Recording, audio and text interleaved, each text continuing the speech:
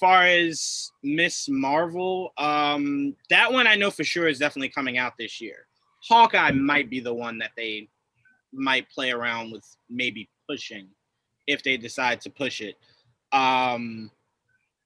What do we have a break? So we got Eternals. What Shang-Chi is in September. When is Eternals? November? Yes. Yeah. Later in the maybe year. October there's nothing. So maybe this one will do something. If I'm being completely honest with you, I'm not sure if heading to the rest of the year they're following the model that they have been since essentially February, which was every month there's some kind of Marvel content. I think I pray that they do. But when you think about it, What If is definitely coming out next month. So then it only gives you 2 other shows. Right. Yeah. Because Moon Knight just started filming, so that's definitely not coming out. She-Hulk. She-Hulk just started. She-Hulk, that's not coming out this year. No, they're all filming still. Right. We know that the what's the Samuel L. Jackson show called? Secret Invasion. Secret Invasion? Secret Invasion. That's gonna Trayvon. Don't say Secret Wars. Those words mean different They'll things. probably blend them together. No. Secret Wars is a whole nother can of worms that I want them. You hope it is. If it blends into Secret Invasion, I'll definitely be upset. That's not the same story. Right. Secret Invasion has a lot of ties that you ease into that. You know what I'm saying? I still believe Secret Wars should be an Avengers level kind of movie. That'd be cool. You know what I'm saying? So hopefully it turns out to be that. But if you had asked me 3 years ago, I would have said Secret Invasion would have been a movie that they just made a show. So who knows?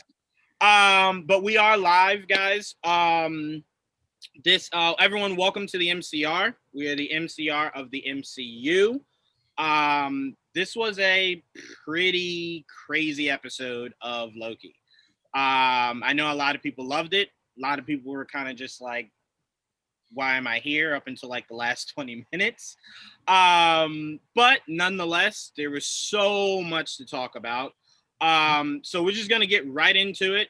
No kind of stepping around. Let's just jump right into it. Prime, I'm going to start off with you, man. How did you like this new episode of Loki? First of all, how could you not love this? I need to see this stuff where these people are not loving this episode, dude. Like, I'm telling you. It's on. Yeah, I can't wait for this. This was one of the most, for me personally, was one of the most fire episodes out of all 3 series. This is ridiculous. Like, it comes, like, out, off the bat, we come out, we get to see the ruins and everything, and there's a lot of action going on. The pace just, is just off the chain from the jump. And the visuals are great. I mean, the coloring throughout the whole episode was ridiculously good. It just so much, man. If you love Easter eggs, it was a gazillion Easter eggs in it. And I only got a chance to watch it once. So I'm sure once we do this and I go back, some folks, a lot of you might already have some things, but, that I still didn't catch. But it was just ridiculously good, man. And then if I learned anything from this episode is, if I'm in a fight with anybody, get me Alligator Loki. Like, man, I'm telling you, that is my dude, man. Like, dude will start a fight in an empty room. I'm telling you, man, he's a thug. And I love the way they played this dude, man. Like, this is, it was just great. Everything about it was great, man. And they left us a lot of stuff to think about. We talked about, even like in the last 2 series, especially the Captain America. The Falcon and Winter Soldier series.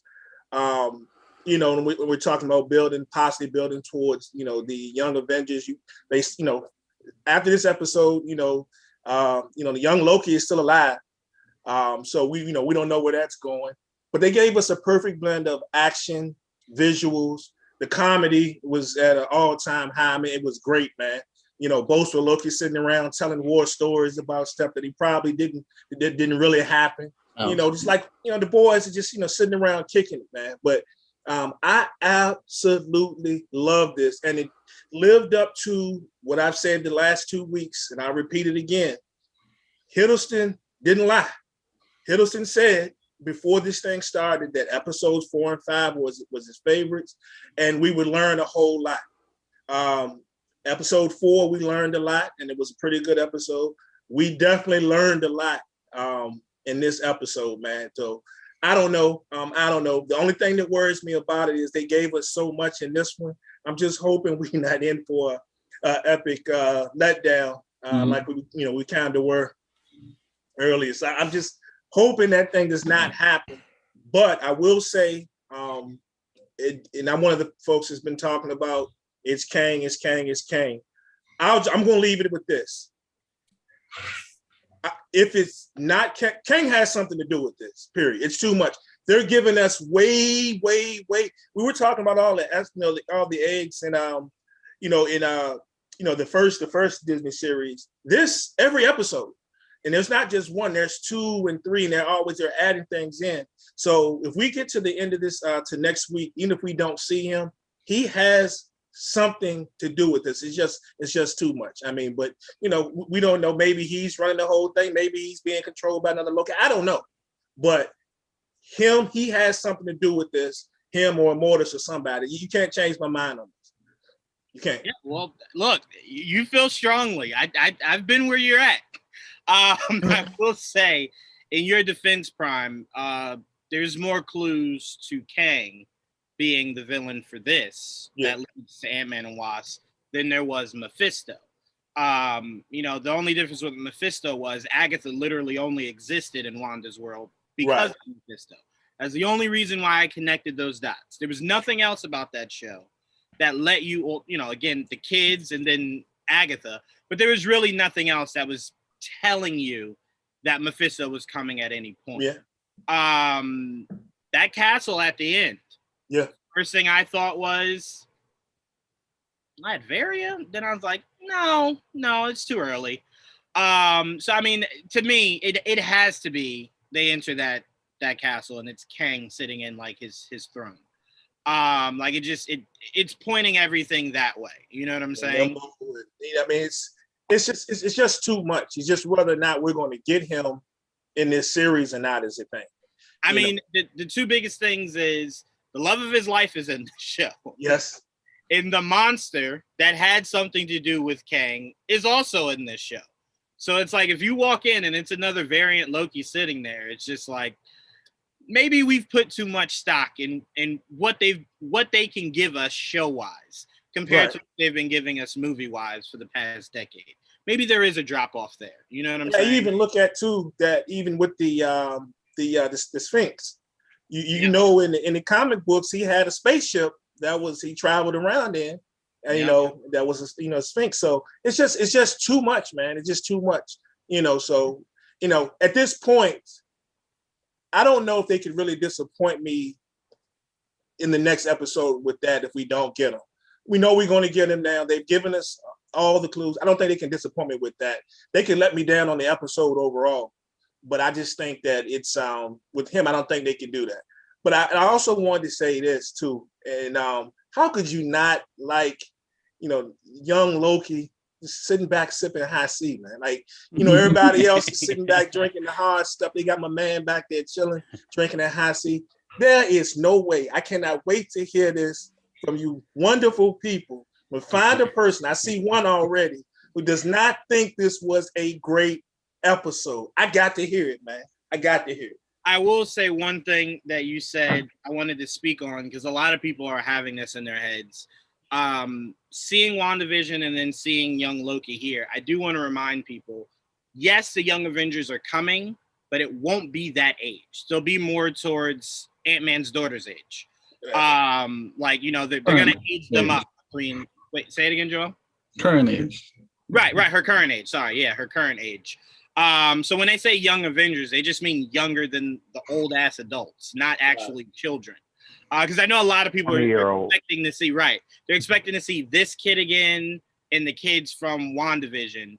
And unless they age up like the Stranger Things kids did overnight, you probably will see new actors heading into a Young Avengers project. So I just wanted to say that because a lot of people are like, oh, I can't wait to see this kid come back. And I'm like, I don't think it'll be the same kid. I think they'll want to move the age up a bit. So yeah, but again, I feel you, man. Everything you said, I felt right here. I felt it. Anybody who don't like the episode, me and the homie Alligator Loki will be at your door this evening.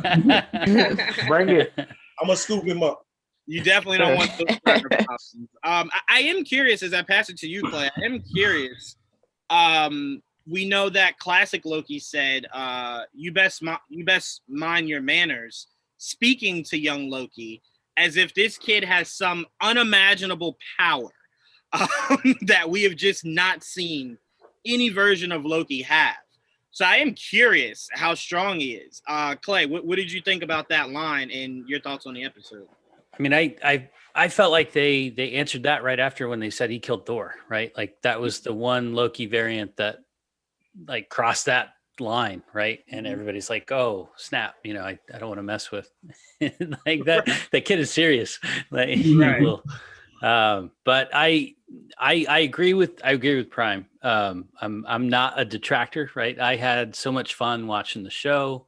I probably wasn't as overall enthusiastic, but I enjoyed it throughout. I loved how much fun they had with all the variants, and the almost the mirror image Loki that came in with his army that quickly turned on him, and everybody taking those steps and acting like we know who Loki was. So I thought it was interesting that they made just several points to show Loki's growth, like emotionally, and that I still can't figure out what it is with he and Sylvie. Like I'm not sure how they're defining that, right?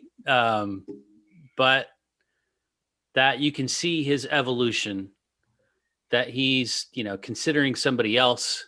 He's not out for his wonderful purpose, right? And you can see that his wheels aren't turning to connive. Like when she asked him, "Are you going to stab me in the back?" and he's like, "No," and I believed him, right? And maybe that's his gift, right? That eventually he'll stab us in the back. he sucks us in. But I'm with him on the ride. I'm curious what this Loki's part will be to play in the next phase of the Marvel universe, right? Like if they're taking him on this journey and they're showing his growth, right? And he's making these advances, and I thought it was clear in the episode, like he's evolved beyond the other variants of Loki, right? Like he can see, I got the sense that he saw a little bit how foolish it was, that everybody was, quickly turning on everybody else, and that it was, easy to kind of spot that it was gonna turn. Like eventually they were gonna take their step to take the throne.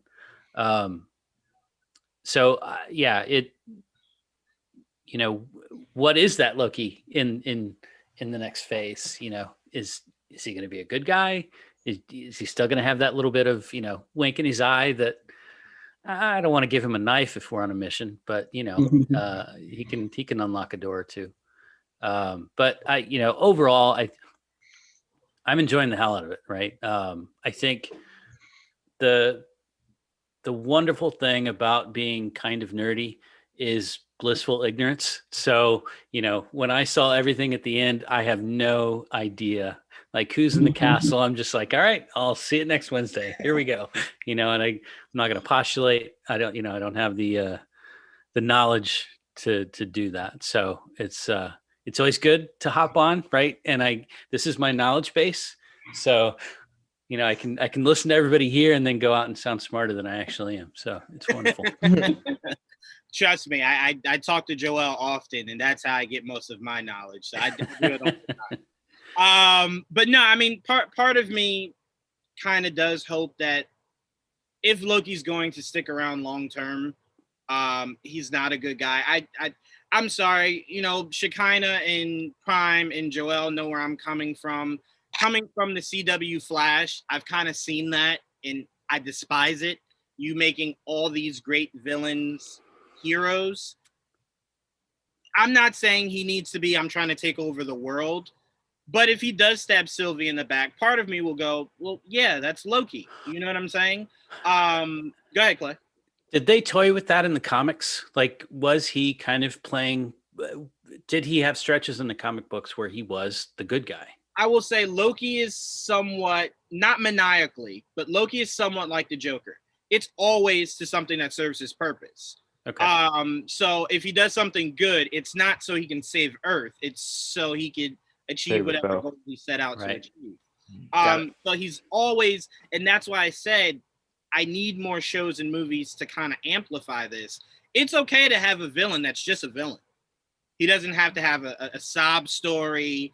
He doesn't have to be the kid that was locked in the cage and now he just wants to. No, he could be a guy that just woke up and, like Alfred said, just wanted to see the world burn.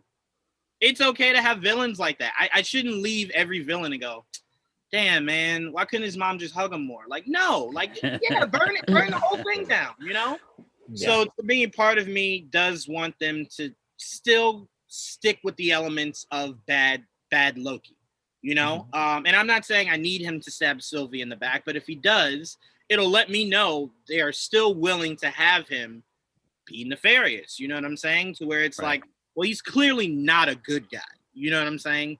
Right. So, you know, and if he is going to be somewhat good, I'd rather be self-contained. Anytime he's in the show or anytime he's with Thor, that's it. I don't need Avengers 5 to see Loki line up with Falcon or Captain America. You know, I Right. never want that.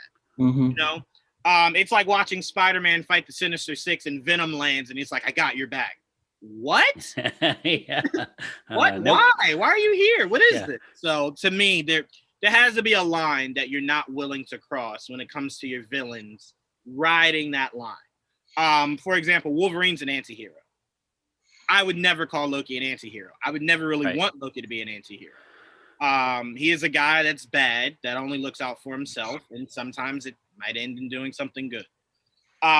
So ride that line more that Yep. way.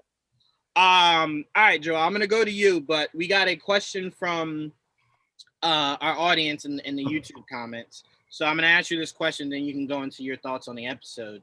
Shout out to Joe. Joe saying classic Loki's explanation of his survival versus Thanos. Does that confirm our theories in Infinity War, or was that just a nod to them? With Loki being an illusion and not dead and actually part of the debris. So do you think that this Loki, didn't really technically die? He was just maybe part of the debris.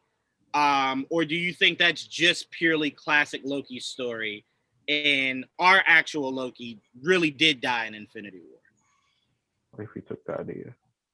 I think he's dead. Yeah, I think our Loki is dead. I think if we do have Loki going forward, it'll be the variant Loki. That's why I don't mind if this variant Loki plays both sides, because it's a different Loki, or it's a different Loki altogether. And he started off bad, like really bad. Like, this is the worst one, you know what I mean? Yeah. And then now he's evolved because he's seen all the bullshit and you know he's been through it all. So to me, I don't mind if they want to play both sides at this point. Fine, you know, because it seems like they were going in that direction anyway. Cool, whatever. And if Sylvie sticks around too, cool, you know. But it depends where, because like you said, I don't really want them in the Avengers or anything. I just, you know, in their own self-contained story or in a bigger event, you know, they're useful. They're looking out for themselves, but they're also trying to help because they don't want to die. That makes sense. You know what I mean? Yeah. I can live with that. But no, I don't think our Loki's alive. Even though that's a very clever trick, and it obviously worked for classic Loki, and probably something our Loki should have thought of at the time. But that was an evolved Loki. That was definitely on the move. Wasn't really thinking as ahead as he should have been. I was just about to say that Loki was doing something he's never done in his life. He was thinking based off of emotion, Right. not logic. Because logically, he would have just hid away till Thanos He disappeared. ran away. Right. Freed Thor, and then tried to regroup. Right. But this one was thinking more so as, how would my father go out? How would Thor go out? And they would go out fighting. They were torturing his brother, and he's like, I'm not gonna just sit here. And Right. He wanted to die an Asgardian rather than dying the god of mischief. He wanted to die amongst his brother and his father. So I mean, I respected it, but it was clearly not. It wasn't thinking of logic. It was purely based off of emotion. Mm-hmm. So what'd you think on the actual episode? Oh, see what the episode.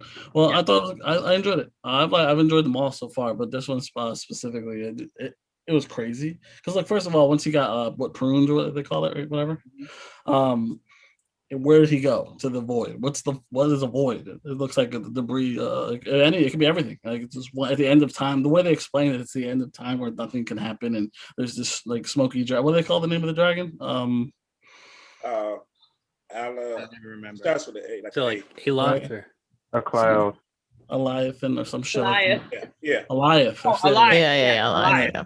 Eliath. Weird name, but I was trying because the first time I heard, I thought Leviathan. I'm like, okay, no, it's not that. But it's some smoky dragon that eats things and literally looks like it decimates you. But whatever they did to him at the end, and the whole giant house or castle, whatever the fuck that, I don't know what that is either, so I'm not even trying to speculate what the fuck it is. But I loved seeing all the Lokis. Especially we didn't get a lot of President Loki, but I definitely love the callback to the comic books because I love that look. And I love the fact that he got his hand bit off by the alligator Loki. Like to me, that was like a nod to Captain Hook almost because like the alligator. But I love that. Boastful Loki who turned on the other Lokis, and you have classic Loki and how powerful he was at the end with all the illusions and how much more power than they didn't realize how powerful they were in that world. Mm-hmm. The fact that Mobius is alive, I love to see that. Like that he's still alive. So there's just I mean, all this little Easter eggs. Did anyone notice the fucking Thanos copter? Yeah, that's crazy. Yeah, that was insane. Or the Throg, he's inside the jar. That was crazy. I love Throg. Did I'm so upset we didn't get more of it. Huh? I'm shocked she's not on, but Tia's man, because she loves her some Corey. Is it Stroll? Crystal. Yeah. I saw that. I didn't see it, but I saw someone call it out. Yeah, his yellow jacket helmet is in that where he ended up? Because that's pretty cool. If that's where he ended up. It seems like that's where he ended up, which is confusing because if that's where he ended up, that should essentially mean that's the quantum realm. Quantum realm. Yeah. Well, he probably went through the quantum realm, and that's in the void. Probably that's the thing. Well, the quantum realm is just a part of the journey. You know what I mean?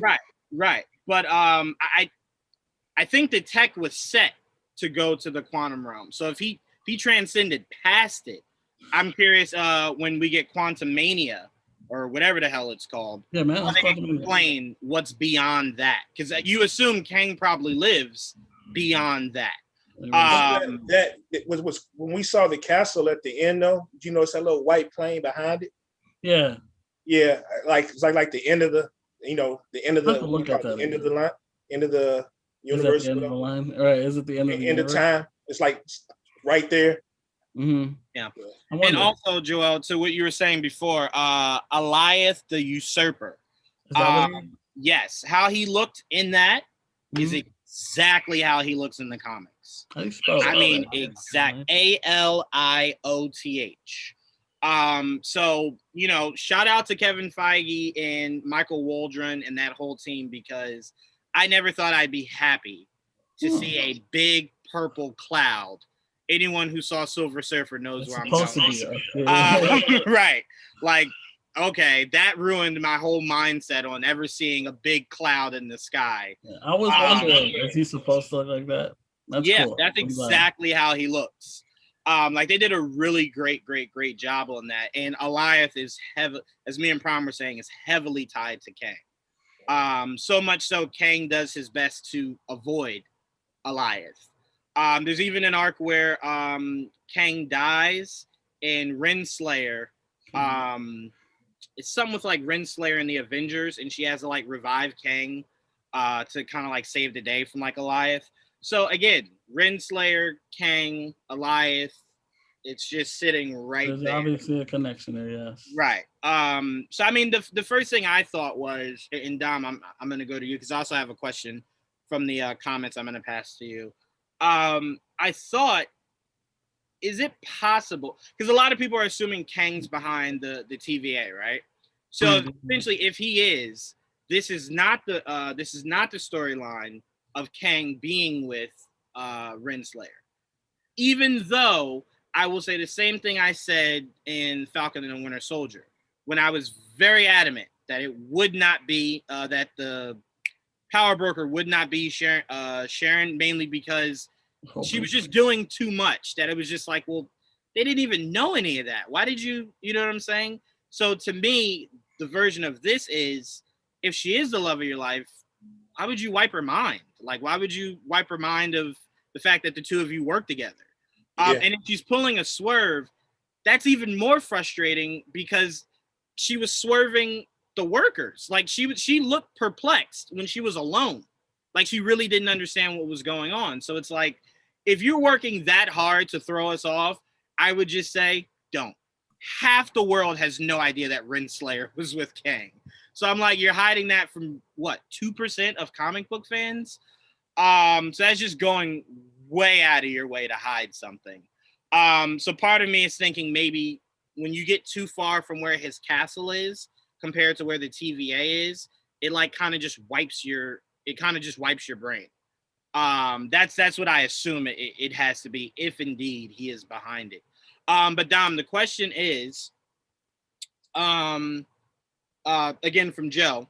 Joe is saying he had thought it was Kang since episode 1, but definitely beyond that. Signs all point to him. However, King Loki. Actually, I won't go into that because he's saying that was apparently in a trailer for whatever. So I won't even go into that in case no one even wants to hear that. I'll ask the question from listener Jim. What if this variant has evolved into a humbled god of humility?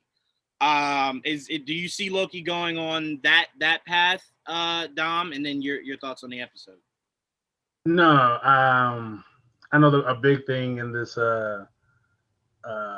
episode was like, people can change and whatnot, but if you're the god of something, I feel like that's like innately in you. You can change a little bit, but that Loki, that mischievous, somewhat evil Loki, is always going to be there. So if the opportunity presented itself for him to, especially if he was dealing with someone who wasn't Sylvie, he didn't really care about him that much.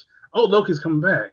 It's all about survival and maintaining himself. So I don't think that he would completely change. If he was this variant, we know if he's to move on and put back in the timeline with the Avengers, if like you said before, if it doesn't serve him, he's gonna be like, look, guys, I try to change, but like y'all about to die. I don't want to die, so I'm on his side for right now. So yeah, I don't think he would completely change. I mean, I'll go to what Joel was saying. If it's self-contained, like Joel was saying, it is a different Loki. But in his true nature, Loki should always be Loki. But if you do want to ride that line of like an anti-hero kind of character, I just ask that you self-contain it. Yeah. Because if you self-contain it, I in my mind can go, well, I don't care because it's self-contained. As long as it doesn't leak out into anything else, I'm fine. Whatever you want to do with this Loki, do it. Just contain it. Put it in that little glass jar, and I can just push it to the side and go, I don't care about you. I'll watch, but I don't care. And, I cannot be totally invested. But if he leaks out into when if he meets Thor again or whatever, seeing good Loki is just, I don't know. Parts of me is just like, I have no interest in that. Like, I need the Loki that like hugs Thor and then he like jumps back like he's feeling his back to see if there's like a knife back there or something. And then at the end, Loki again screws Thor over. Like, I need that because you can turn it to where it's more playful and not as like nefarious. It's just like Loki's like, I didn't have to steal the pot of gold, but why not? So like you can play with it like that, but still have him being in that element of he is indeed the god of mischief. Cause some mischief. You know what I'm saying? Like, yeah, and we have to. If you're all good. We gotta remember too that like he's not an actual like human being. He's a god.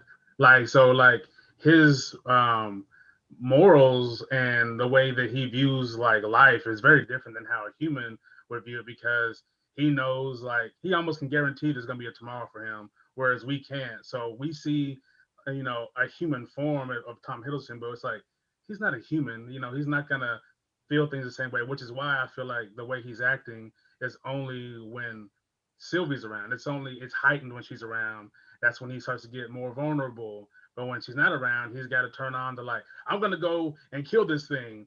and it's a bad idea. I have nothing else. You know what I mean? But when Sylvie's around, it's like, oh, I'm gonna think more logically because I want to survive with her. You know what I mean? So yeah, I think um, the old Loki's always gonna be there. Just really quickly before you go into your thoughts, were you gonna say something, Joel? I was gonna say also with Mobius, as you saw, he literally hugged him and said "friend," called him a friend. That just shows like the progress, the journey they had together, the faith he had in him to be a different person if he wanted to be. I think that was the whole point. So he doesn't have to be bad if he doesn't want to be bad. They're all bad. They're all backstabbers, but this one might not be that way anymore. I mean, maybe in the end he's still a trickster, but he doesn't have to be like the evil Loki. Like now he could just be just a dick, and then have to go complete like an evil, So we'll see. That's why I said be careful with riding that line, because I will tell you, I almost turned off the episode 3:30 in the morning when Loki saw Sylvie get out the car and did a full on in the rain love running to, like, oh my God, like I want to stop you before you get on the plane and leave. Like his excitement to see her completely threw me out of this episode. Like, ew, what? Like, love struck Loki? No, don't ever do. No. To be fair, you don't like that when anyone does it. right. Mm-hmm. But no, it was just the way. I don't know. It was the excitement that he had was just like, oh come on. You're just jealous. You want something like that in your life. I will tell you guys, if I ever do that, please point it out immediately so I could just snap right out of it. No, pick you up, you do that, Juwan. Let's be fair. But Dom, what were your thoughts on the actual episode? So I will say this wasn't my favorite episode. I just feel like if you're gonna give us all these different variants, I feel like I needed more of something. I can't exactly put my finger on exactly what I wanted, but you're giving us all these different versions. You get tidbits of like backstory, and then you're about to have this like full-on battle, and then they just escape. And I wonder if you're gonna do all that, I want to see like some maybe variant powers or variant abilities and something. I needed something. I will say I did enjoy like towards the end when they're talking about we're more powerful than we thought we were. The same kind of journey that Thor ended up on, or like, oh, I don't really need my hammer. I can do other things. I'm the god of thunder. I don't need Mjolnir to like cause these things. And I enjoyed like how we got the DB Cooper. We get the USS Eldridge, which is another mystery thing in our reality that no one knows exactly what happened to this day. The ship disappeared, reappeared, and some of the sailors' body parts were fused to the ship, and it was supposed to be like or teleported from like I think Philly to New York or Philly to Virginia, something like that. So that added like kind of pop culture reference was kind of cool. And then seeing like spaceships and just that whole realm of like I wanted to see kind of more things dropping in of like more pop culture references that like we know, like, oh, that's where this thing happened, and that's where that thing disappeared or whatnot. But I mean, this was the exploration of his evolution, of Loki's evolution. We see, where he came from to where he is now, which I guess, you need that for this series and what his next steps as a character are going to be. But yeah, it was a little too like Notebook to me. like yo, like I get it. I mean, he's confused. He's clearly confused. He doesn't understand these feelings that he has for Sylvie. He's like, am I in love with her or am I in love with myself? Do I want to be her? Is that the version of someone I want to be? Because Sylvie is very confident. She doesn't have to think twice about things. And he's been second guessing himself the entire time because what he knew is a complete lie. And she's been living this way almost her entire life. It opens up a lot of questions. It does lead, to a bigger finale, I believe, because this was kind of more of a somber-ish episode. There's a lot of questions. I do believe it's Kang. It has to be. I don't know what else you could do. Because if they pull the Mephisto thing, people are gonna be, because people, even if they don't know, they've known since this series has started. Everyone's been talking about it. They've been reading up on this character. They've been reading theories. Everyone is expecting Kang in some form or fashion, even if it's just like you see him take off. And you're like, oh shit, like I saw his face and that's got to be him. Like, because I feel like it's going to give us a taste, but not the whole thing. Because I kind of expected in this episode, I was like, oh, we're going to get this big thing because I was looking at the time once they were trying to charm Elias. And I was looking at the time and I was like, there's still kind of a lot of time left. What are they going to do? And then I forget that there's 5 minutes of credits. But I do think that we're good. Like the next episode, it will be a big bombastic episode, but it won't give us everything that we want. Yeah, I mean, if again, I don't think it is, but if it is indeed the quantum realm, these are just breadcrumbs to Ant-Man and the Wasp: Quantumania.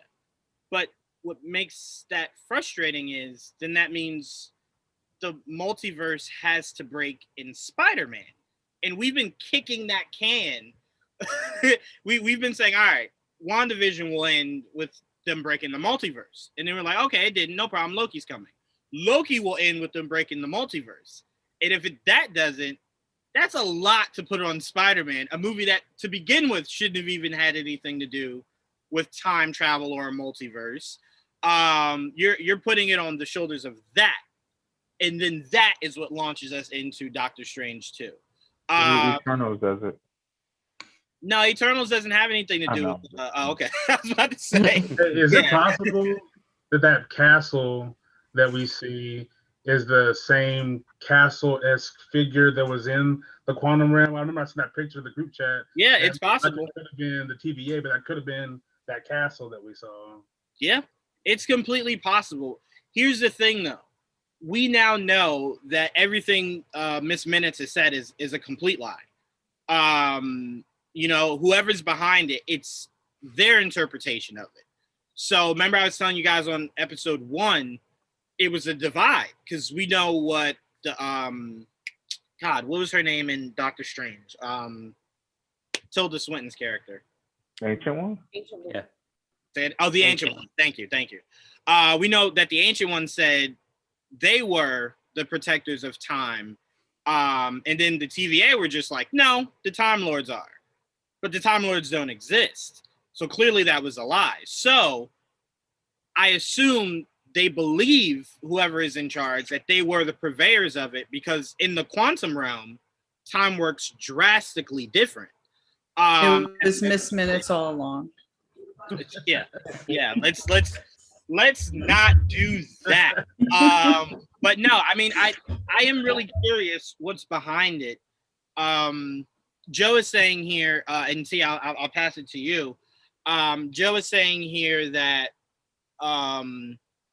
when Miss Minutes was talking to Renslayer about get all the information you can, whoever's doing this, like, we need to save him. She kind of had like a smile. I didn't see a smile. I thought she had a very nervous look on her face. Did anyone see her like flaunt a smile after talking to Miss Minutes? I didn't catch it. Yeah, I didn't. She looked pretty nervous to me as well. Yeah, she seemed really. I really don't think she knows what's going on, and it would be again one of the weirdest swerves if she goes, "Aha! I knew everything all along." It's like, well, you could have said that like 4 episodes ago. There was a moment in the series that I thought that Renslayer might be a Loki variant that just took the form of Renslayer because she just was acting too nonchalant about things, and it would kind of make sense for like we saw with the other variants for her to want to get rid of the other ones. That way she can figure out what's going on. Right. Yeah. I mean, there was too much covering your tracks for what? Like no one else could go downstairs and meet the Time Lord, so no one could dissuade anything you said. So you covering all this up was like, for what? Who did you think could get this information? You're the only one with access. So it would be weird. T, I want to ask you this. Joe also put this question in here. I want to ask you this, and then you can go into your thoughts on the episode. Issue, he says the issue here is if it's not Kang, the writers are doing everything for us to think that it's him. Mephisto theories were stuff we tried to connect in pieces audiences. This time it would be the writer's faults. I would say again, Joe, to that, her having kids and Agatha existing. Devil Very details. big. Yeah, those are very big clues. Like those, it weren't like little breadcrumbs that I was trying to thread together. Literally, those two instances don't exist without Mephisto. But Tia, in your mind, say it again, Trevon. I was thinking all the things, demon spawns. Oh yeah, it was a lot of lot little things. Yeah. Yeah.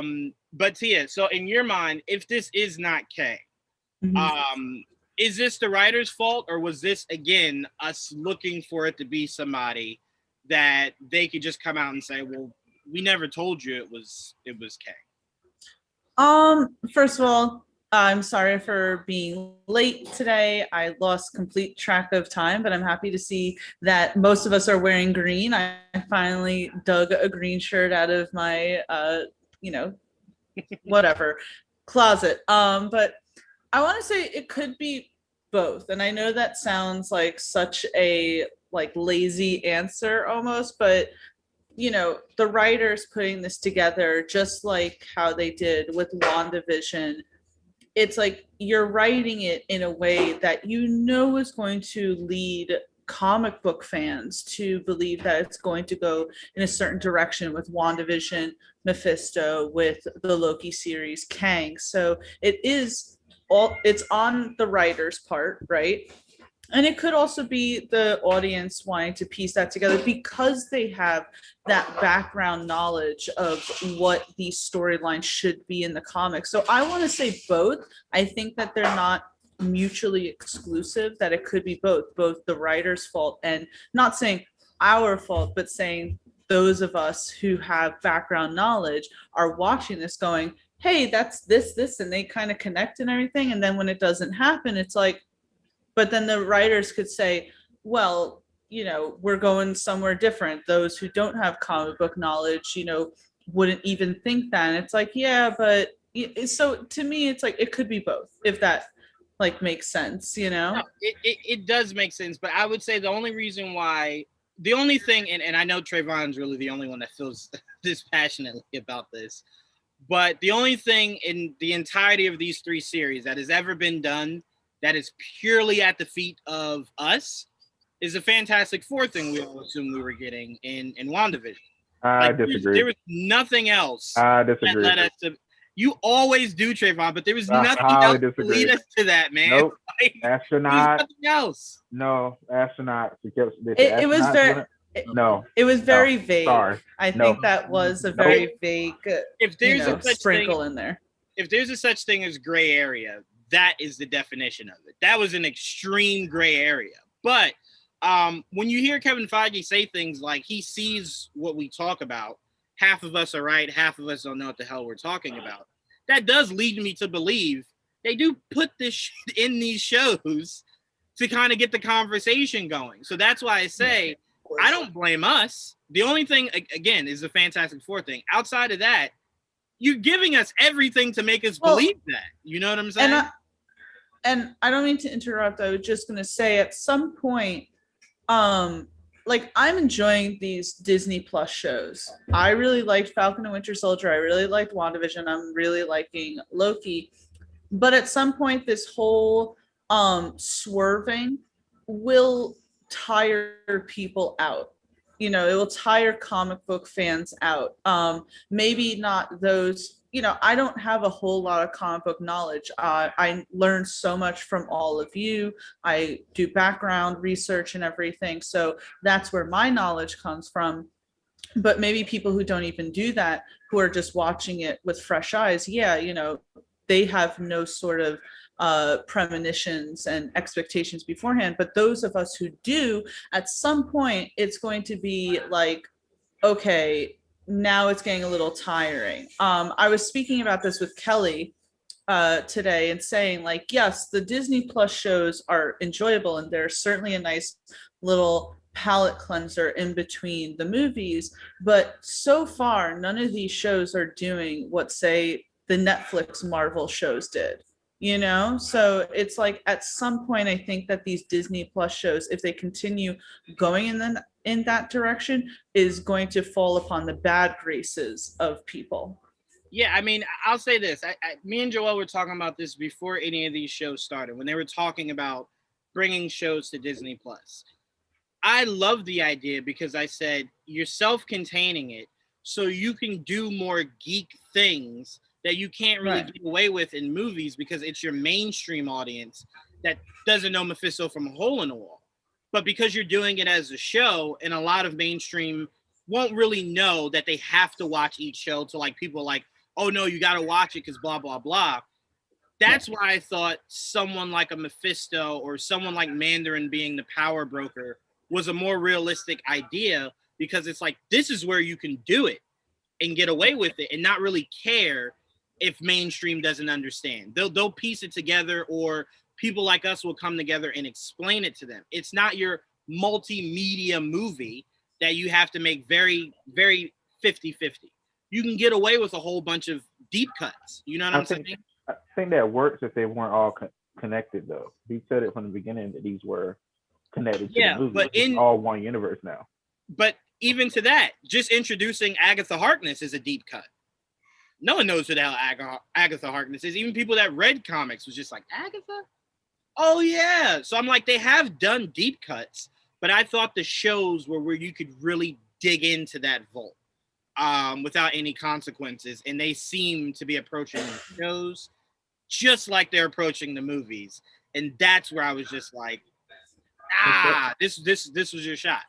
Except on the shows, it seems like they do approach the shows maybe similar to the movies, but from all the shows we watched so far, they seem to be very hesitant on doing any big characters on the shows. That's why I feel like because Kang they're won't be on the show. That's what I feel because I do agree with Trayvon, because maybe they assume not everyone is going to watch these shows. Not everyone has Disney Plus. So to them, they don't want to risk putting such huge names in, because then maybe people won't watch them. That's what it seems. But, with the movies coming out, we'll have to see how deeply they connect with the shows. Dom and I have a little bit of insight into that, but we won't say anything, right, Dom? But we'll have to see how much the movies actually connect with the shows, and see if then it's not necessarily worth watching the shows, but if they're necessary. I'm always against that, mainly because we saw that with WandaVision. We saw half the world that had no idea that this show even existed only flocked to it because of the conversation. So the way mainstream works is they always flock to whatever is trending. So you do introduce someone like God, completely just forgot his name. You do introduce a big character in the shows. It'll only make mainstream want to go back to watch the shows. So you'll get the viewership. However they watch it, they'll go back and watch it. It's what they did with WandaVision. So to me, mainstream is, I always say it, mainstream should never be what you're aiming for, because they are the moldable clay. What you want to aim for is the people that these are supposed to be made for, that will get the mainstream to flock over to go watch it. It's why I tell you guys all the time, Warner Brothers reacting to the media was the worst possible thing, because you're only appealing to people that could really care less about these characters. So I'm like, you appeal to the people that love and cherish it, and we'll bring everybody else over. Like, that's the easy part. You know what I'm saying? That's how WandaVision was such a worldwide hit, is because you had people like, what the hell is this WandaVision thing? Blah, blah, blah. Next door keeps talking about. Let me go check it out. That's what mainstream always has been. So you don't really aim for them. You aim for us, and we'll bring them. That's the easy part. But Tia, your overall thoughts on the episode? So I'm not sure what everyone else thought about this episode, but I really loved it. I really enjoyed this episode. I absolutely love seeing Loki meet all the different variations of himself, and kind of this cool, first of all, just to me at least, like, obviously a lot of questions arose, but a lot of answers kind of also arose as well. The fact that this was a desolate land where, leftovers from other timelines are kind of thrown in. It's like, oh, that makes sense, right? Like, you can't really destroy that much matter and energy, so you put it in this like one containment that no one will survive, but who has survived? Loki's, because what Loki's do, they survive. And I kind of love that. Seeing Richard E. Grant in the classic Loki costume was really cool. I enjoyed his character, and his character was what I thought would happen with Loki in the movie verse.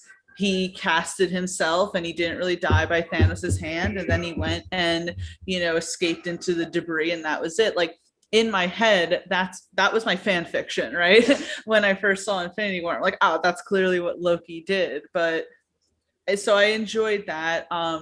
It got a little dark with Kid Loki kind of just saying he killed Thor. I was like, oh shit. And I love that the Lokis ended up betraying each other, because that's essentially what Lokis do. And I like Tom Hiddleston's Loki realizing that. To me, the show, especially with this episode, really felt as if this is an arc for Loki that maybe he couldn't have in a movie. Like, yes, we've seen Loki slowly through the MCU change, but this was an even deeper dive of him realizing he himself could be more, not having Thor tell him he could be more, but him looking at a mirror of himself and realizing he could be more than just this. And I enjoyed seeing that. I enjoyed that he's getting more powerful, because the arc that we did see in the MCU was a character one, but not a power one. So seeing, classic Loki literally conjuring up Asgard was awesome. And seeing, Sylvie tell Loki, like, you can enchant too, we're the same.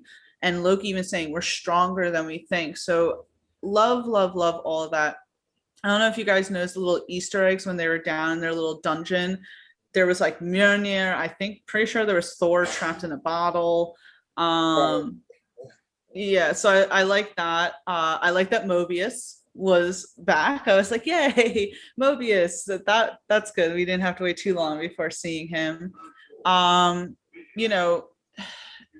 It was interesting to see that Renslayer also has no idea what the hell is going on, because I believe last week we all kind of surmised that she knows these things, and at least if she could be a really good actor and do know these things, but putting on a show, but it really seems as if she doesn't know. So it's like, all right, where's that going to? And of course, the only real complaint I have of the episode is that they are really pushing for Loki and Sylvie. They're dangling it there. Like, when they were sitting there and he like made the blanket go around them, and I was like, I don't know how I feel. It's like, in my head, it's like, okay, I really love this character Loki, and I don't mind if he has a romantic interest, but why does the romantic interest have to be another version of himself? It's like, Marvel, it doesn't make it any better that you got a different actor to play, a different version. It's still Loki. You've established that this is a variation of Loki. So, that's a little weird that they keep pushing that. I hope there's some sort of resolution to that, and that the next episode literally isn't them kissing each other, because I think we'll all freak out at that. But besides that, I really enjoyed it. I enjoyed Kid Loki giving Loki this blade and this big standoff against Eliath, and the enchantment and everything. And I'm super interested to know, what is that? Like, I'm super interested to see the conclusion to this season. Again, like, what this means, if we are going to get a multiverse or whatnot. I don't know. I'm here for the ride, and I really enjoyed this episode. I go based on feelings, and if I sit there and I'm like really engaged with it and I feel really good about it, and by the time the episode ends, if I'm like, damn it, I want the next episode, then I consider it a good episode. Yeah, I mean, to kind of find a happy medium, they should have just made Sylvie the Enchantress. Yeah, then it'd be like, would it be weird with them like pushing this? They're clearly trying to, unless they think it's funny, they're all sitting there in the writer's room like, let's make the audience uncomfortable. It's like, is this, I will say this comes from the mind of Michael Waldron. And if you ever had anything creative to do with Rick and Morty, there is an episode where they have aliens stuck to their mouths. and the aliens start making out, but you're hearing Rick and Morty talk as the alien mouths are making out. So it essentially looks like Rick and Morty are making out. So I'm like, they've done very weird things over in Rick and Morty. So, Hey, Juwan. yeah, so if he's bringing any of that over here, they could probably kiss next week. Go ahead, Prom. To Tia's point, are we still 100% sold that Sylvie is still cool, right? Because the only thing with them keep pushing this agenda, whatever they're pushing, or them getting close, I keep thinking back to what Lady Sif told Loki about always being alone, right? And as if she could know something. You see what I'm saying? And I don't think that's the case, but I mean, I'm just wondering, anybody else getting that feeling that, we could be set for something? Because I mean, Loki did make the point when he said, what did he say in this one, that about he's not that same person anymore, and he doesn't do that to his friends. Maybe he's thinking that maybe he still doesn't totally trust her. Well, and I just want to jump in before you say anything, Joanne. I was thinking about towards the end when Sylvie asked Loki, "How can I trust you?" That made me believe, because Sylvie's Loki. Sylvie knows how she deceives people and backstabs people. So she's looking at Loki going well, I've thought it before, so you've clearly had to think it before. So it's is Sylvie going to be the one who backstabs Loki in the end? Who knows? It's I don't know how you see this where at the end of episode 6, if everything's resolved and the two of them walk off into the sunset holding hands. I don't see that happening. Yeah, I would say, first of all, let me give a shout out before I'm going to pass it to you, Shekinah. I want to give a shout out to Joe because he sent me the exact timestamp of Renslayer, and she does smirk. It is a big smirk that she has on her face as she's walking away from Miss Minutes. But is it a nervous, oh my God, kind of smirk, or is it I thought it was a nervous smirk. I'm sorry. It was more so, no one really knows what's going on but me. Literally no one understands what's happening. And actually, I'm going to send you the photo, Jamie. I screenshot it. But if Renslayer is working with whoever is behind all of this, I can see it to where, let's say, for example, it is Kang. Kang is somebody who has seen a bunch of different variables of how things are supposed to go throughout time. So he could have knowledge of, this doesn't work out for Loki. The Lokis don't survive. Sylvie doesn't survive. Loki does essentially become alone. That's what he's destined to always be. So I could see a scene where either Sylvie sacrifices herself or something along those lines. I told you guys before, I'm more interested in seeing Loki blend with all the Lokis to become one massive Loki, where he could utilize, not massive in size, just he could utilize all the different abilities that each of these different Lokis have shown.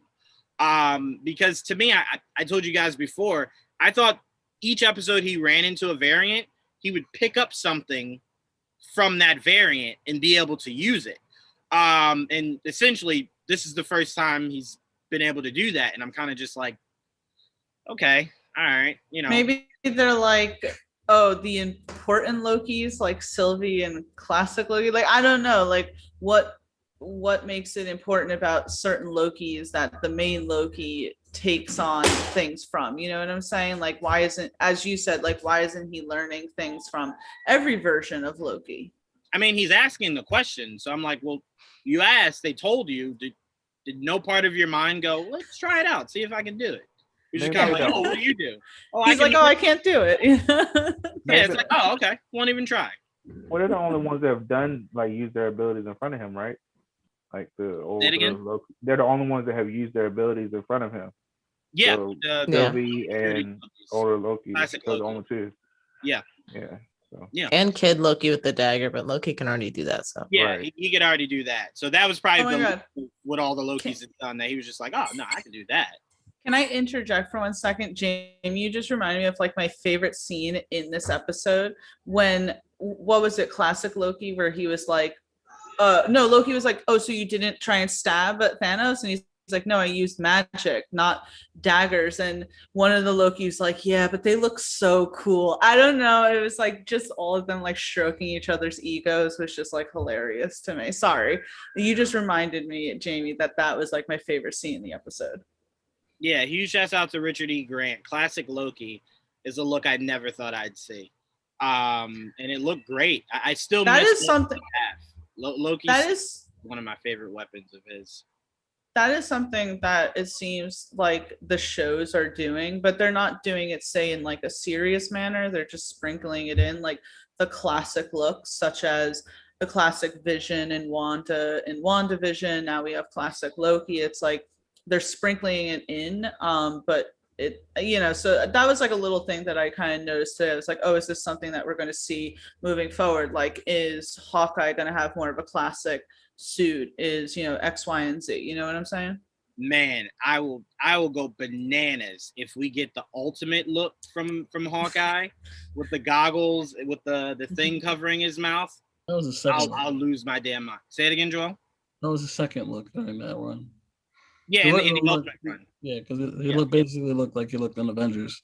Right. I want that look with the goggles and everything. That's my, because it just reminds me of Wanted. Anyone that's ever read the not the movie, but the comics based off of it. That's exactly what all of them look like, and I love that look. But Shekinah, I'm gonna pass it to you. Listener Jim is on a huge limb here. I don't know how many people agree with Listener Jim with this. I'll pose this question to you, Shekinah. Listener Jim says he would not be shocked if Wanda was behind all of this. I would. What are your thoughts on that, Shekinah, and then your thoughts on the episode? No way. No way. I feel like we don't even know. Well, no. The timing, no. The timing of the whole thing, I don't know. No. Like Wanda at this point wouldn't even have had, because he's just been taken just after New York. So I, based on how long the show's been, it hasn't been that long after New York. Wanda hasn't got her powers yet, so it wouldn't be a thing. So I have to disagree with that one. I do. Fair. So what were your thoughts on the actual episode? Everyone has pretty much said what I was going to say. Like, I liked the episode. I loved all the different Lokis. I do agree that it was rushed with the whole, we saw all the different Lokis that we didn't really touch on. When they came down and was President Loki, we saw President Loki that 1 second, and I feel like that bit was rushed, and we didn't really get to see what each of the different Lokis could do. But still, really? I loved it.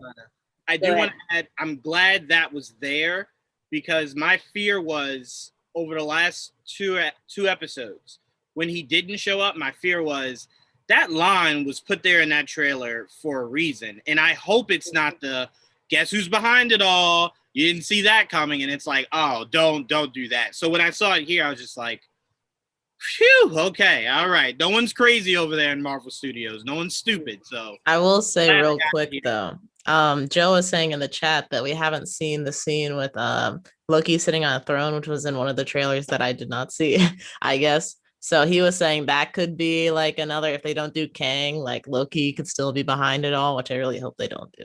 Yeah, I mean, they're gonna do. You technically did it last season, where it was just kind of like the most obvious thing for you to make it. Don't do it again. Don't go 2 for 2. It's okay. It's okay. You did it once. We can get past it. Don't go 2 for 2. Okay. So I have a little bit more faith that no one's stupid over there. Because if that is the case, I will have extreme fears for Doctor Strange Into the Multiverse of Madness, because Michael Waldron wrote that like he wrote this. So if this ends in that, the hell is Doctor Strange 2 gonna end in? Like, you know what I'm saying? Like, Loki just shows up at the end of that, like, hey, I did this too. And it's like, what? There is no setup. These shows have restrictions. I'm telling you. These shows have some strict restrictions around them. That's why we don't get a lot. We'll see, but again, you just did it in last series. Don't pull the okey doke again. Yeah, they have Loki. That we know they do have that. So right. But go ahead, Shekinah. Go more into your thoughts on the episode. I think classic Loki stole the show for me with the whole like rising. Like, that was amazing. I think he stole the show for sure. Like he was like the highlight of the episode for me. And let's go right down. I think there's a lot to like round up in that next episode. Like I don't think next week's gonna be enough to tie up all the ends. So I feel like it might end on like not a cliffhanger, but like you kind of have to like figure out on your own what happens before we get the next season, or if we see Loki again in another film, I don't know. But I like the episode. I don't see why there's complaints about it. Push the story forward, and yeah, no complaints from me.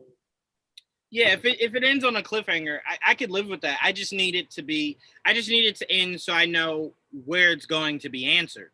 It doesn't have to be answered here, but if it kind of leaves it to where it's like, well, there was no mention of any kind of break in the multiverse, so what was this supposed to leave us for season 2 of Loki? Like, don't do that. Have it to where I could legit look at it and go, oh, that's where it's gonna you accept at the end with the credits, it says Loki will return. No, I will not. I will not accept that. I would take that. It's kind of like how we said, Joel, that if Batgirl isn't a part of any of the main continuity, you can't just say, well, just Batman's away on business. Like, no. You got to clean that up. You got to clean that up. We know Loki's a part of this universe. I don't have to worry about that at the very least. Right. But to me, a cliffhanger should be you know where to look forward to. You know what I'm saying? Like, if it's a season base, season 2. So that's all I'm saying. Clean it up to where I know where to look for it at. But all right, I'm gonna go to Jamie. You and Trayvon are gonna close this out. You two felt the strongest, oppositely of everybody else, if that's even a word. Jamie, I'm gonna start with you. What were your thoughts on this episode? So I feel like Trayvon might feel more strongly than I do, but I don't know. It's not that I say what. Don't do this to me. It's not that I thought that it was bad. I just I wasn't super engaged with it. Coming off last episode, which I feel like was really entertaining and added a lot more information. I guess for me, when I watch things, especially if there's like some kind of mystery, like each episode, I'm kind of wanting like more and more clues. So like I could possibly piece it together. If I don't, then I'll just be completely blown away by the end of it. And this episode, I feel like we didn't get like a whole lot of information. You guys can correct me if I'm wrong. So like in the beginning, Sylvie is talking to Renslayer, and I was confused as to why she was like being super trusting with her, like as if she wasn't gonna like call security or like turn her back on her or something. So yeah, I was already kind of like, like that's kind of weird. But we learned about the Void, and that was about it for that part. And then moving on, we got to see all the different Lokis, which people kept hyping up like President Loki, whatever, or kept talking about it each episode. So by the time that I actually saw him, like, oh, I'm expecting him to do something. It's President Loki. People are talking about it. And we get to see him for like a few minutes at the most. So I don't know if I can really be disappointed about that, because that's not what the show is centered around. But I was expecting a little bit more, or just like diving into especially like the classic Loki and the kid Loki and the other Loki, whose name I don't know, but I wanted to see him use the hammer, and I don't know, to see what that dynamic was going to be like in combat. But we didn't get a whole lot of that.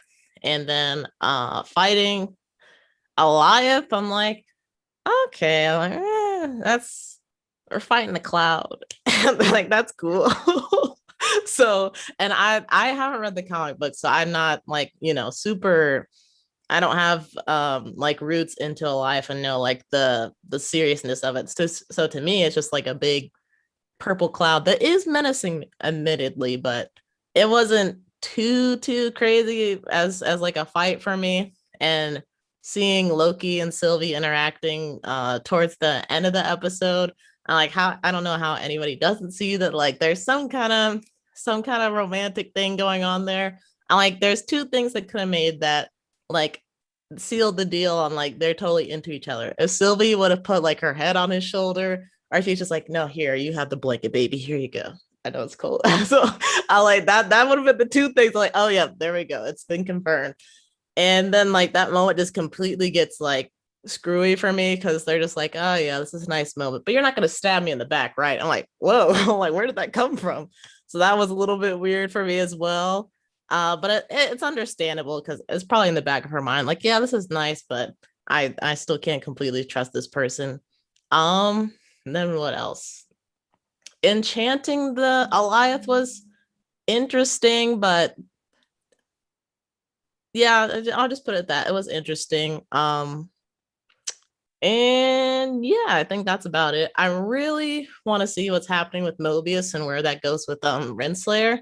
And I know Renslayer has some answers, but I really want to see what Miss Minutes is going to like pull out of the database, which is what I was looking forward to the most. Probably this whole episode is just getting more information on like who like that person behind the mystery door could be.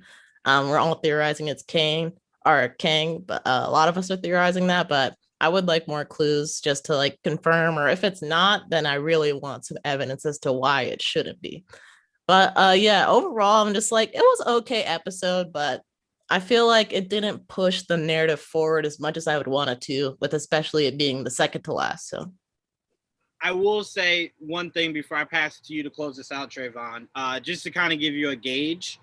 Anyone that knows Kang the Conqueror knows he doesn't fear anything really. He would fight the Avengers, didn't matter. Kang was afraid of Goliath. So if Kang's afraid of Goliath but isn't of the Avengers, that gives you a kind of range on how powerful Goliath should be. The show, obviously, like Kevin does to everything in the MCU, he has powered down Goliath, because if he was enchanted that easily, that's not the Goliath from the comic books. But I get it, no problem here. But Goliath is a very formidable foe. But it just looks like he was more of like a placeholder here, like, you know, a step before the next step. So it looks essentially like, oh, it's just a stupid cloud that they enchanted and got past. But ultimately, in the comics, he's way more formidable than that. So, you know, he's powered it down. But Goliath is someone to definitely fear. So, you know, definitely a cloud for sure. That is true. But a formidable one. But Trayvon, to close this out, I think Jamie is right. I think you felt the most passionately. So go ahead, lay it on us. What were your thoughts? Boring. Let's see. So I did that for you, Prime. I'm not okay. I'm gonna try not to destroy it for you. Okay, so for me, okay, we ended the episode where she said, "I want you to tell me everything." We got a whole bunch of her talking to Miss Minute. Find these files. Never got anything about these files. I was like, I'm tired of going back to Miss Minutes and have her look nervous. Yeah, this is cute. Oh, she's looking through the files again. Where is the story progression in this? I just felt like, obviously when Loki woke up, he is somewhere where they all go. That's what I got from the post-credit scene in the last episode. I didn't need any more. Like, I was okay. Obviously, automatically when I saw that, I was okay. So Mobius is here too. Everybody else got zapped. This is where they're at. That was easy for me to figure out from that little clip on that post-credit scene in the last episode. This void description and the end of time and stuff like that, I was just like, okay, where's who is behind this? Like, what is the point? I said that from the beginning of the show. Like, what is the point of this show? I enjoy episodes 1, 2, and 4. Those are the episodes that I like. 3 was boring for me as well, along with this one. Sorry, that's how I feel about it. I'm standing on it. So 3 felt like filler, and this felt like filler to me. The Lokis were cool. I guess they were entertaining. I like that we got to see classic Loki's ability. Awesome. He's really strong. That should show them that they can be strong like that too one day. Cool. That's what I got from it. That just gives them an idea of, hey, when we, if we practice or we get stronger or older, we'll be able to do something as crazy as that. Awesome. The cloud. Sorry, I hated the cloud. Thought it was stupid. I was like, oh, look, another cloud. Green Lantern. What else? Just remind me. I'm sorry. That's what I thought of. I was like, another cloud. Did do that? I was like, this is so dumb. Like, I was like, here we go. I was like, cool. So they got to fight a cloud, and I was like, so they enchanted the cloud. They got to stop teasing this relationship. Go ahead, let them kiss or whatever they're gonna do to get over with. Cause that's what we get. That's where we're at. I'm sorry, they've been teasing that too long now. Oh, we got a little blanket going around them. Just stop playing. Just stop. Just do it. Just go ahead and kiss. Whatever y'all gonna do, just do it. I'm tired of y'all playing around with that. I mean, like I said, I like on the show, these shows, I've been after WandaVision, the astronaut, Ralph Boner. I'm just mad. I'm sorry. I've never let it go. I don't care. I'm not letting it go. I don't care. I still think that Ralph Boner thing was the funniest. I thought thing that ever. was. If I ever meet Feige, I'm gonna tell him I hate you for that. Sorry, I think it's so funny. Completely stupid. Just it wasn't. He shouldn't even be in the show. I don't care. Like so, and then Falcon and Winter Soldier. I really like that after they got together. I told you I didn't like it when they were separated. When they got together on the show, I liked the rest of it. It was called Falcon and Winter Soldier. They need to be together. That was the whole point of the show for me. And when they got there, cool. I didn't expect much more about that show except for him eventually accepting the shield, which I got him the suit. Very happy with any of that show. This show, I just do not understand what's happening. So I like that the classic Loki told him what he did to escape. So I wonder if he's gonna use that. That's what I thought when he told him that story. I was like, could he go to himself or something and be like, hey, do this so you don't die? Or I just wonder, like, it wouldn't change what we saw in the movie, technically. Like, we wouldn't know, like, nobody would have known. If it was we wouldn't know. He'd just be hiding out somewhere all the time. It would cause another aberration. We wouldn't know. I'm saying, like, from the story that we've seen, it wouldn't change it if he stayed hidden. No, but it would cause another aberration. He's not supposed to be alive. That's the whole point of this show. He's not supposed to be alive. Yeah, but Loki survived, right? No, they don't get caught, right? No. Don't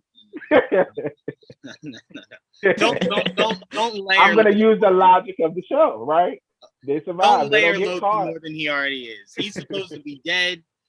Don't even like you have this Loki. You don't have to go because then you'll confuse people because then they'll say, well, this variant doesn't need to exist because that Loki now exists. And it's like it causes too much. Just it's already going to cause a lot. Well, what are we doing with this Loki? Is he going to die at the end of this show? Like, what was the point? We gotta having him around. We gotta wait and see. We don't know. We know he's gonna survive because they confirmed the season 2. Well, so just be like his it would be like his adventures or something because it's like we know that Tom Hiddleston won't be in Thor: Love and Thunder.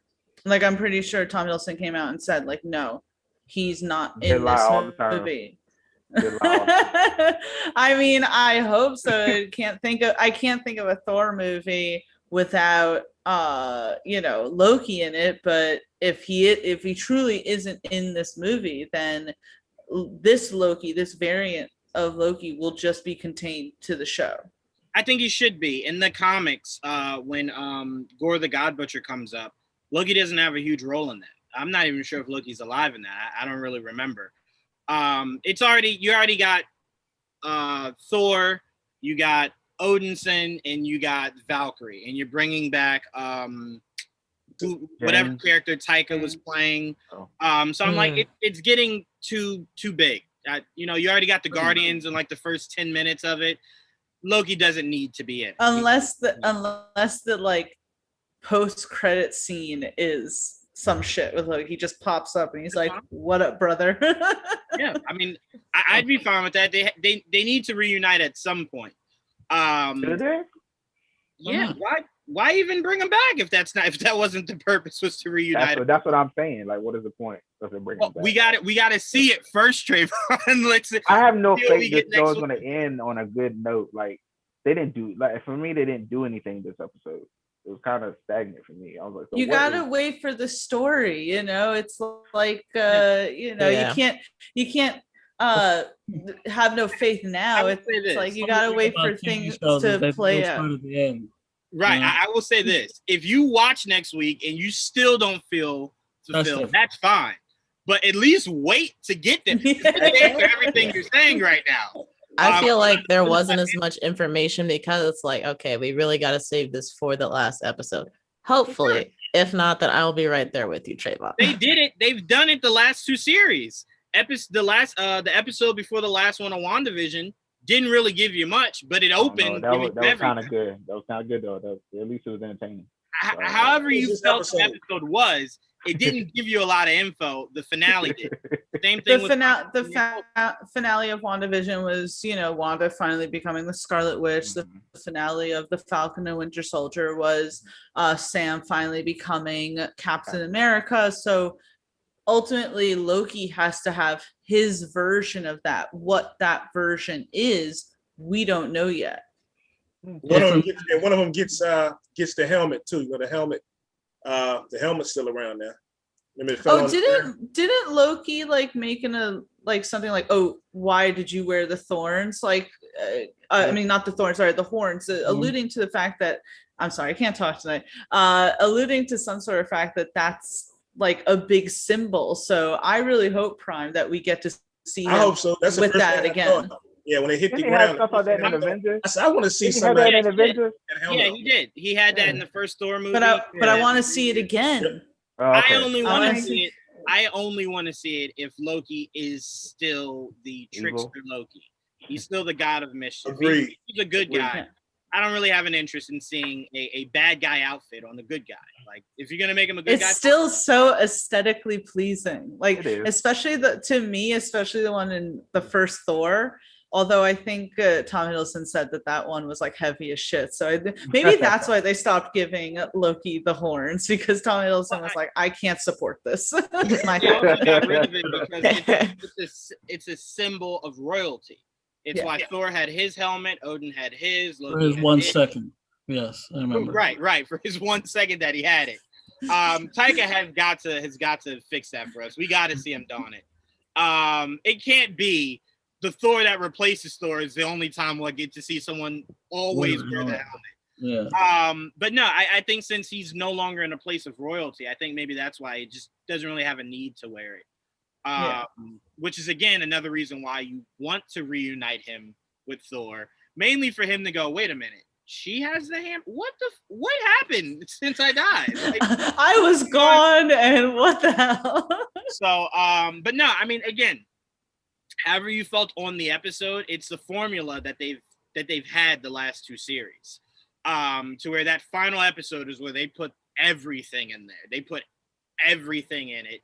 You have your big hero moment, and then you have your ending with your end credit that leads you to whatever is to come next. Go ahead, Joel.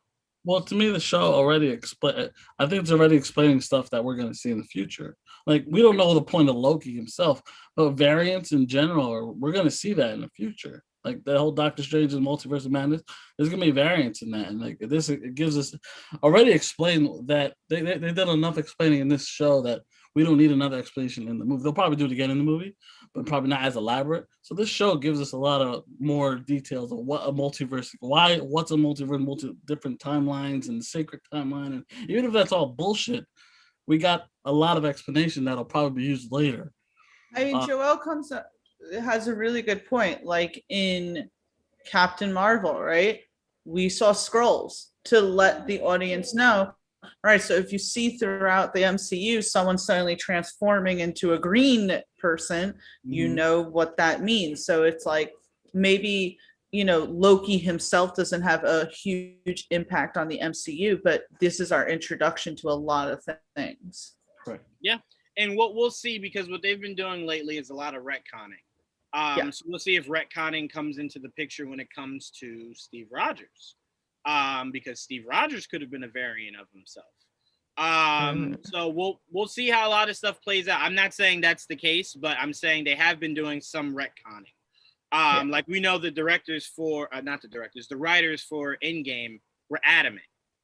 That's Steve. That's the only Steve you're gonna see. But we also know Feige. Plans change by the day. So I'm sure if we asked Feige today, he would say, who knows? But I'm very excited for what the MCU has coming this year. Of Shang-Chi, the Eternals, Spider-Man. I will say this.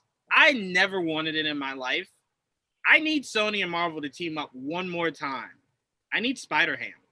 I need that world because I want to see the Avengers all as animals. You know what I'm saying? I want to see it. We're getting a Pets movie from DC. Yeah. Why not, Marvel? Why not? I was thinking since we got the alligator Loki, I was like, so does that mean Thor is like a snake and Odin's like an owl? Like, what does everybody look like in this? Throg, yeah, he'd be Throg. He'd be Throg. Throg. Yeah. But that's what I'm saying. We need that.